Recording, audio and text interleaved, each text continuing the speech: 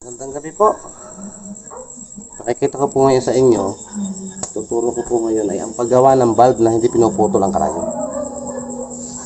Bali, ito pong ginagawa ko, rifle. Ito. Rifle po ito, kahoy po ang bat nito.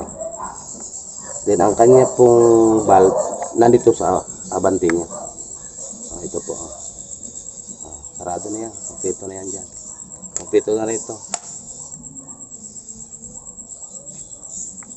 Bali, ito po, ay ito ring dating pinakita ko dati na yung coupling with thread ng ito coupling with thread ng Diono. Then ito po ang ginawa ko ring ito dito. Bali sinapawan din po ito dito ng PVC galing sa 1 and 1 half na, kasi laki po ng chamber, 1 and 1 half na PVC, tapos grind natin, saka siya ang pinasok dito, pero pinutulan din po ito ng konti dito dahil sobrang haba. Then ito po, ito butas, ito naman ay kinating natin yung taklob niya. Bali ito po yung ngayon, gagawin po natin ngayon na itong bulb na hindi na kailangan ng putol ang karayom. Ang gawin po natin ay ganito. Tandaan nyo po. Cut po tayo ng PVC na 1 half 11 cm.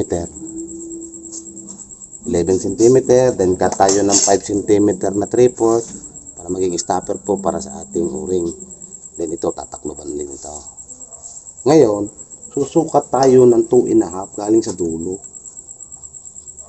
2 and a half cm. Yan po ang gagawin nating sentro ng ating butas. Yung ganito pong butas na ito. Ito, nakasukat po ito sa hindi pinutol. Hindi po ito pinuputol. Ito po mangyayari.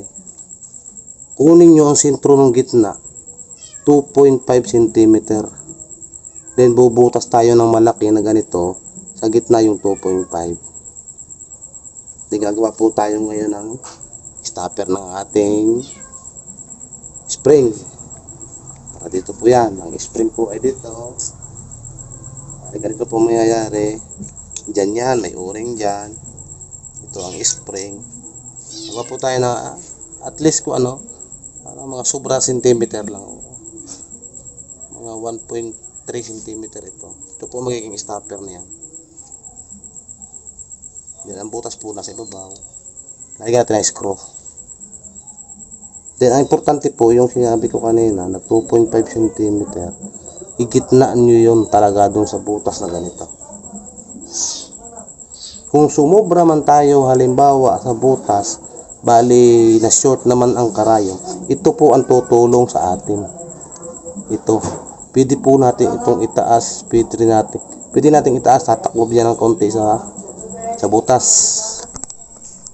Pwede natin itaas ng konti yan. Tataklob na konti sa butas pag talagang medyo sumubra tayo ang butas dito. Pwede natin i-atras. Ito ang magbibigay ng templada. At least kailangan talaga nasa 2.5 cm kayo. Then ang butas pataas at baba. Gitna talaga yung 2.5. Ito po, nakagawa na po ko ng bago. Pakita ko sa inyo. Ito po ay nasa gitna ng butas na ito, 2.5 cm. Now, istada po natin na ngayon ang karayom. Ito po ay 1 ml. Diba may housing siya. Diyan din po gagamitin natin para maging pagkapitan ng ating karayom. Putulin lang po natin. Dito po ang putol. Ito. Ngayon, yung pong ating nilagay doon sa tunay na may butas. Ito po yung di pa sakto. Kailangan mo sakto lang. Bali yan din po magiging texture yung ating kwan. Yung ating karayom.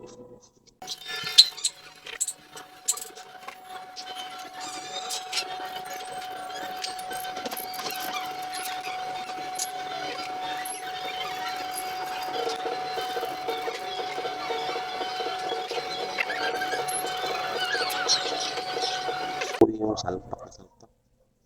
Yan. Para ipasok natin ang karayom na maayos din. Kailangan salpak na salpak din yung karayom. Yun. Ngayon, ito ay stopper ng ating spring. Dahil nga sa malalim na itong butas natin, masyadong mababa dito, pasok na ang hangin. Dahil ang kailangan po natin ibalanse ang air at gas. Kaya tayo nagpuputol ng karayom. Ngayon, halos nandito po yung dulo ng karayom.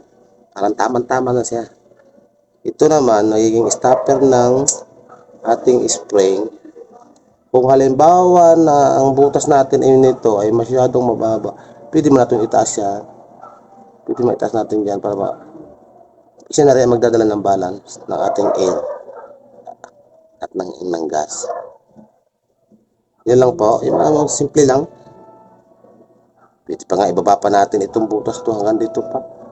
Dahil ito naman magbibigay ng adjustment. Butasan naman natin ito, i-screw. Kaya na po, sa mga nagtatanong. Totoo po ito, tested po ito. Testingan nyo. Tapos na po yung ating gas intake valve natin. Ating gas. Yan na po, kita nyo ang karayom. Wala po yung putol, pero sinisiguro ko po sa inyo. Basta gawin nyo lang po yung sinabi ko. Bali, ito po isa rifle. Kaya po natin pinuputulan ang karayom. Paliwanag ko po sa inyo. Dito po ako nagbalanse. Kaya po natin pinuputol ang karayom. Dahil dito sa butas na ito, dito kasi dumadaan yung air. Air and gas po kasi tayo. Din ang heat, nasa loob naman yan.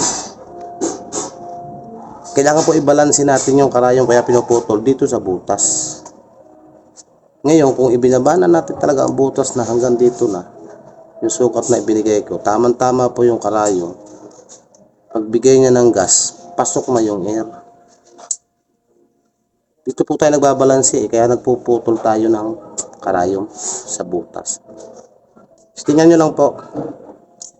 Basta sa akin po, ilang testing ko na, ginawa ko ganito. Okay man. Hindi talaga ako nagputol na mula nun. Yun lang po. Sana matutunan nyo. Ito lang. Yung po mga nag-request, yung mga nag-PM sa akin, ito na. Kunin nyo lang. At least 11 cm hanggang pwede kung medyo malalim kasi yung pagpapasukan natin ito dito, kailangan kasi lumampas talaga siya doon.